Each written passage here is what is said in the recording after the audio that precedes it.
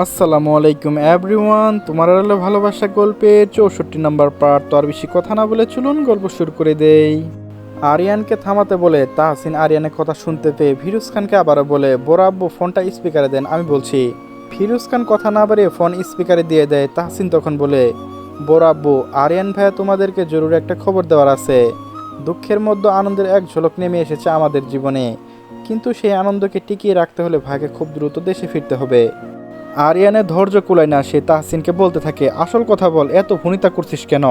তাহসিন একটা হাসি দিয়ে বলে, ভাইয়া আসার সময় ব্যাগ ভর্তি মিষ্টি নিয়ে আসবে। আমার ভাইপো বা ভাই যে আসতে চলেছে। তাহসিনের কথায় মনে ফিরোজ খান বা আরিয়ান কেউ ধরতে পারে না। আরিয়ান ফিরোজ খানের দিকে একবার চেয়ে থাকে। তাহসিন জিজ্ঞেস করে, মানে? তাহসিন উৎফুল্ল হয়ে বলে ওঠে, ভাইয়া তুমি বাবা হতে চলেছ। সকালে ডক্টর আঙ্কেল বলে গিয়েছিল, কিন্তু নিশ্চিন্ত হতে টেস্ট দিয়েছিল। সেই রিপোর্ট কালেক্ট করে আমি তোমাদের জানাচ্ছি। আরিয়ানের চোখ দুটো ধীরে, খুব ধীরে ফিরোজ খানের মুখের দিকে ফিরে। ফিরোজ খান নিজেও বাকরুদ্ধ এমন খুশির সংবাদে। তার ছেলের সন্তান আসবে ভাবতে তার বুকের মধ্যে উটাল পাতল শুরু হয়। আরিয়ান নির্বাক হয়ে যায়। বুকের ভেতরটা থমকে থাকা ঢেউ যেন আশ্রে পড়তে চাইছে চোখের কার্নিশে। তার শ্বাস এক মুহূর্তে ভারী হয়ে ওঠে, আঙ্গুলে ডগা সামান্য কেঁপে ওঠে। আরিয়ান কাঁদছে না, তবুও তার চোখের ভেতরে যেন সমুদ্র উঠছে। সেই সমুদ্রের নোনা জল যেন ঠিকই বেরিয়ে আসতে চাইছে। আরিয়ানের ঠোঁট শুকিয়ে এলো, কাঁপা কাঁপা গলায় বলে ওঠে, আমি বাবা সত্যি? তাহসিন পুলকিত কণ্ঠে বলে ওঠে, হ্যাঁ ভাইয়া সত্যি, কিন্তু তোমাকে দ্রুত দেশে আসতে হবে। পরি শর্ট টার্ম মেমোরি লস হতে শুরু করেছে, তুমি ছাড়া কারো কথাই বলে না। একের পর এক ট্রমা, শারীরিক মানসিক আঘাতে জর্জরিত, তুমি দ্রুত ফিরে আসো। আরিয়ান কম্পিত কণ্ঠে বলে, আসবো আসবো। শব্দটা উচ্চারিত হতেই তার ভেতর অদ্ভুত তীব্র গম্ভীর আদিম কোনো অনুভূতি জেগে উঠল। একটা স্নেহ, বিস্ময়, ভয়, আবেগ সব মিলেমিশে উদাসী আলো হয়ে উঠল বুকের মাঝখানে। এ কেমন অনুভূতি? এই অনুভূতির সাথে একদম নতুন পরিচয়। আরিয়ানের চোখে ওই স্পষ্ট ভেজা ভাব, কিন্তু সে চোখে পানি ফেলা না। সে ধীরে চোখ বন্ধ করলো, চোখের পাতা থরথর করে কাঁপছে। মনের মণিকুঠায় ভিতরে শুধু একটাই সুখ, পুরী। আরিয়ানের কণ্ঠ এবার ফিসফিস নয়নে গভীর ভাঙ্গন, অচেনা সুর। পুরী মা হবে আমার? না না না, আমাদের সন্তান আসবে। বুকের ভিতর জন্য কেউ দীর্ঘদিনের শীত ভেঙে বসন্ত এনে দিল। অথচ একই সাথে একই অদ্ভুত ভীতি, যেন পুরো পৃথিবীটাই হঠাৎ কারো বেশি মূল্যবান হয়ে গেছে। ফিরোজ খান ছেলের এমন অবস্থায় শুধু বলে, আমাদের কালকের মধ্যেই ফিরতে হবে। আমি কথা বলছি ডক্টরের সাথে। ফিরোজ খান বলে উঠে যায়।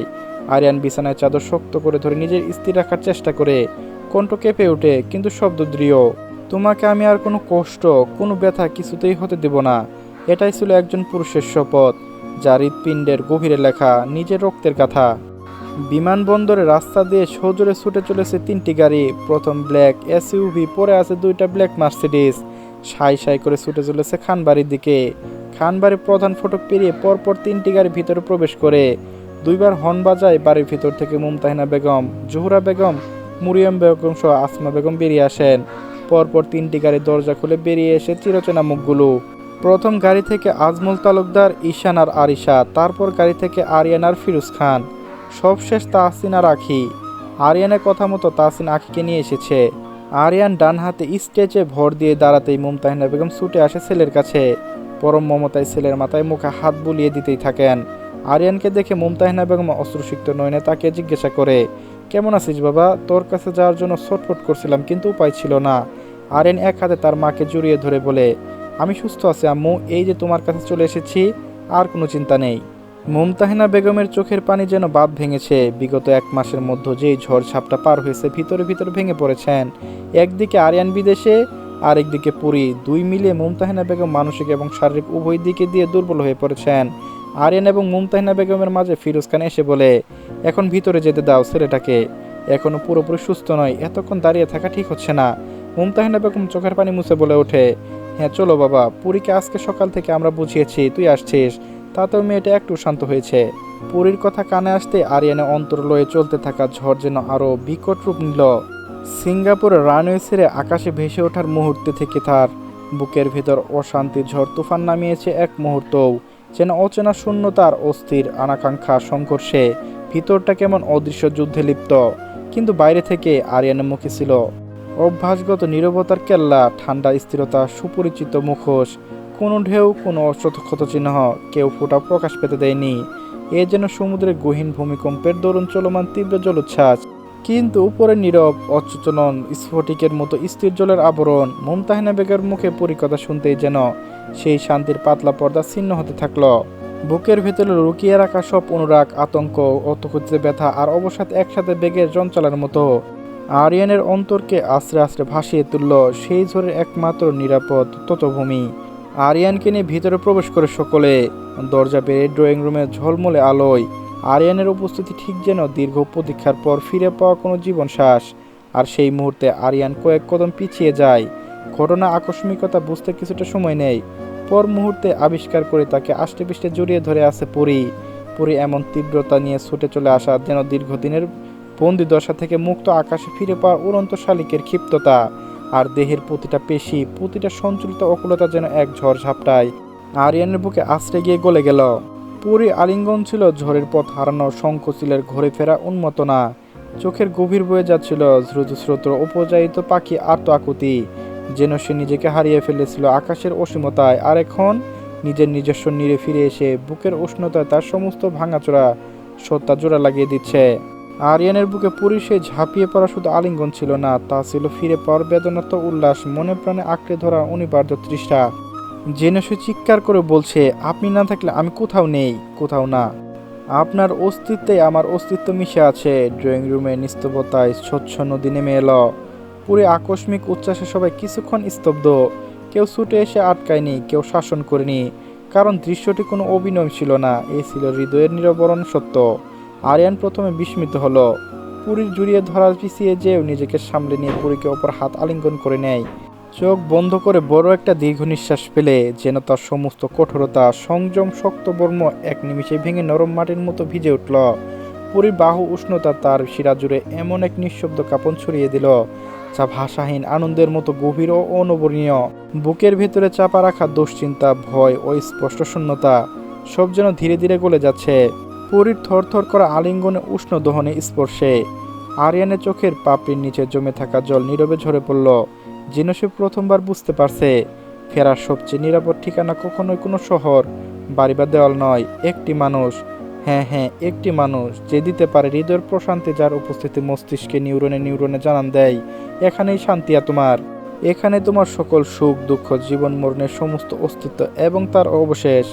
আরিয়ান পুরী মাথায় আলতো করে হাত রেখেই বলে, আমি ঠিক আছি, তোমার কাছে ফিরে এসেছি। পুরো ঘর জুড়ের জন্য সবাই চুপচাপ দাঁড়িয়ে রইল, কিন্তু সেই নীরবতার ভেতর এক অদ্ভুত কোমলতা ছিল। কেউ কারো চোখে তাকালে দেখা যেত, কিন্তু সবাই যখন দুইজনে পূর্ণ মিলনের মুহূর্তে অবলোকে ব্যস্ত, একটা স্নিগ্ধ নরম হাসি যেন তাদের বুকের গভীরে অবগণ্ডিত দেয়ালে উষ্ণ জেগে উঠেছে। বাড়ির বড় এই আলিঙ্গনে দেখলেন সম্পর্কের শেকড় এত গভীর, ধীরে ধীরে প্রার্থনার মতো, আশ্রয়ের মতো, আত্মার নিরে বাঁধার মতো। আর ছোটটা দেখলো ভালোবাসা আসলে কিভাবে এক মানুষকে সমগ্র পৃথিবী জয় করতে হয় না, কেবল একটা হৃদয়কে নিঃশ্বাসের মতো আঁকড়ে রাখলে সমস্ত বক্ষা শান্ত হয়ে যায়। সেদিন যেখানে শব্দ ছিল না, ঘোষণা ছিল না, কিন্তু উপস্থিত প্রত্যেকে নিঃশব্দ অনুভব করলো। তবু নীরবতা ভেঙে ফিরোজ খান বললেন, পুরীকে নিয়ে ঘরে যাও। কথা শেষ করে ফিরোজ খান আজমল তালুকদারকে নিয়ে নিজের ঘরে চলে যান। যাওয়ার সময় মুমতাহিনা বেগমকে বলেন, আরিয়ানের খাবার ব্যবস্থা করো, আর বিআইয়ের জন্য নাস্তা পানি দাও। নীরবভাবে মুমতাহিনা বেগম মাথা নাড়ালেন, দুই জার বোনকে নিয়ে রান্নাঘরে পা বাড়ালেন। সকলে যে আরিশাকে এগিয়ে এসে পুরীকে বলে, পুরী ঘরে যা ভাইয়াকে নিয়ে। পুরী আরিয়ানকে জড়িয়ে ধরে বলে, আমি যাব না, কোথাও যাব না, আমি ছেড়ে দিলে উনি আবার চলে যাবে, আমি ছাড়বো না। আরিয়ানা হাত দিয়ে ইশারা করে আরিশাকে থামতে বলে, পুরী মাথায় হাত বোলাতে বোলাতে বলে, এই দেখো আমার পায়ে ব্যথা, দাঁড়াতে পারছি না, চলো সোফায় যে অন্তত বসি। আরিয়ানের কথা শুনে পুরী এবার মুখ তুলে তাকায়। এতক্ষণ পরে, এতদিন পরে প্রিয় মানুষের মুখচ্ছবি দৃশ্যমান হলো। চোখে চোখে চোখ পড়তে মনে হলো আরিয়ানের কৃষ্ণ কালো চোখগুলো কৃষ্ণ গম্ভরের মতো পুরীকে টানছে। কিন্তু মুহূর্তেই পুরী বিচলিত হয়ে যায়। আরিয়ানকে ধরে সোফার দিকে এগিয়ে যেতে চায়, কিন্তু আরিয়ান বাধা দিয়ে বলে, ঘরে চলো। উপস্থিত ছিল তাহসিন, আখি, আরিশার, ঈশান। আরিয়ানের কথায় ঠোঁট চেপে হেসে দিল। তাহসিন এগিয়ে এসে বলল, ভাইয়া কন্ট্রোল ইউ সেলফ, তুমি অনেক উইক। তাহসিনের দিকে তাকিয়ে আরিয়ান একটু ধমক দিয়ে বলে, I need privacy. So Tahsin দুই হাত তুলে সারেন্ডার করার মতো করে বলে, ঠিক হে, কিয়া বাত নেহি, একা যেতে পারবে নাকি ধরে নিয়ে যাব। আরিয়ান পুরীকে ধরে সিঁড়ির দিকে এগিয়ে যেতে যেতে বলে, তোর মতন দুর্বল বলো স্বামী না। আখির সামনে এভাবে ডাবল মিনিং কথাই যেন তাহসিনের লজ্জায় মিশে যাচ্ছে। ঈশান আর আরিশা নিজেদের মতো করে হেসে গড়াগড়ি অবস্থা, কিন্তু কিছু বলছে না। যত যাই হোক বড় ভাই, তাহসিন আরিয়ানের দিকে একটু রাগীদার আগে ভাব ধরে বলার চেষ্টা করে, তুমি তুমি এভাবে বলতে পারো না, আমি অনেক স্ট্রং।